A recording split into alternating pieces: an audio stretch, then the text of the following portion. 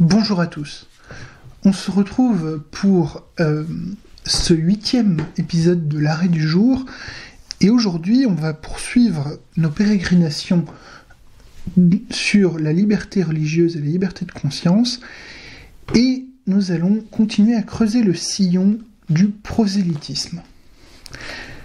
Et nous allons revenir sur un arrêt Laricis et autres contre Grèce, du 24 février 1998, qui est donc l'arrêt complémentaire de l'arrêt Kokisnakis contre Grèce.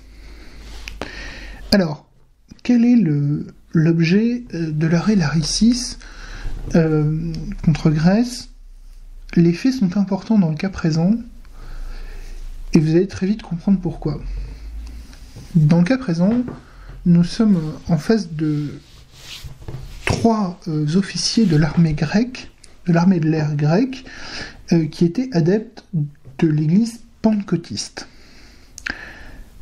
Les trois officiers, les trois requérants, ont été condamnés pour prosélytisme par les tribunaux grecs, par des jugements définitifs, qui sont devenus définitifs en 1992, et ils ont été condamnés pour avoir tenté de convertir un certain nombre de personnes à leur religion, notamment 3 soldats qui étaient leurs subordonnés.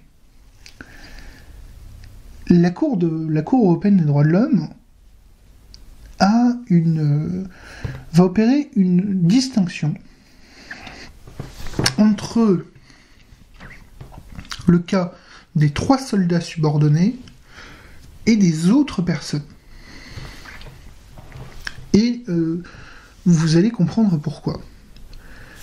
D'un côté, la Cour considère qu'il n'y a pas violation de l'article 9 de la Convention à raison des mesures prises contre les requérants pour prosélytisme envers les membres de l'armée de l'air, compte tenu de la nécessité pour l'État de protéger les jeunes soldats contre l'exercice de pression de mauvaise loi de leurs supérieurs. L'idée est simple. Le prosélytisme effectué par les officiers qui s'exerçaient sur des subordonnés directs ne pouvait pas revêtir le caractère du simple témoignage religieux, puisqu'il passait par des pressions, parce qu'il pouvait s'assimiler à des pressions directes de la hiérarchie sur des subordonnés. Dès lors, qu'il y avait donc un lien de subordination,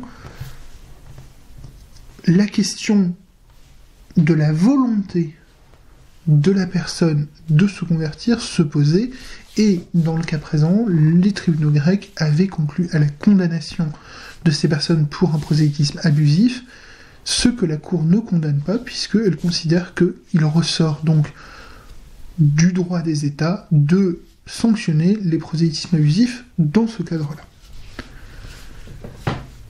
Néanmoins, il y avait donc une autre partie, puisqu'il y avait également un prosélytisme qui avait été effectué par rapport à des personnes qui n'étaient pas membres de l'armée.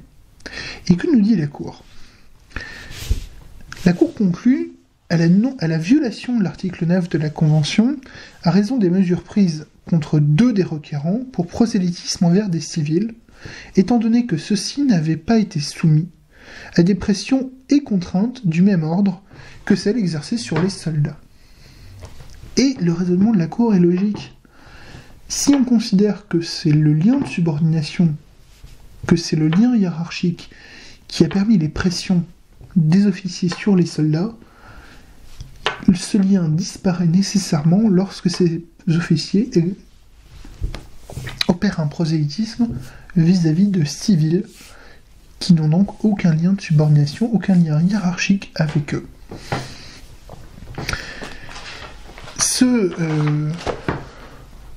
L'étude de cet arrêt nous permet de réfléchir un instant sur la liberté, plus que sur la liberté de conscience, sur la liberté d'expression des dirigeants d'une entreprise, des managers, par rapport à leurs employés. Et également de la liberté d'une personne soumise à un lien de subordination vis-à-vis d'un de ses supérieurs hiérarchiques, d'un de ses managers. En toute logique, ce qu'on retire de la décision de la Cour, c'est que on ne peut pas sanctionner une personne car il refuse de céder aux pressions hiérarchiques qui sont exercées contre lui du fait d'une volonté de prosélytisme, d'une volonté d'évangélisation, dans le cas présent, d'un de ses supérieurs. C'est pour ça que les requérants, c'est pour ça que les personnes avaient porté plainte contre les 3 requérants, les 3 officiers, et c'est pour ça que les 3 officiers ont été condamnés par rapport aux soldats, et que cette condamnation a été confirmée, qu'il n'y a bien eu pas de violation de la Convention selon la Cour européenne, et c'est toute la différence qui s'est exercée avec les civils, raison pour laquelle la Cour n'a pas confirmé, la Cour a considéré qu'il y avait eu violation pour ce qui était du prosélytisme à l'égard des civils. Bien entendu, en toute logique, si, pour une raison ou pour une autre, des pressions avaient été exercées sur ces civils, la décision de la Cour aurait été tout autre. Voilà, ce 8e épisode de l'Arrêt du jour touche à sa fin. Je vous remercie pour vos commentaires, je vous remercie pour les partages de l'émission, les partages des liens que vous opérez, et je vous dis à demain pour une autre émission de l'Arrêt du jour. Au revoir.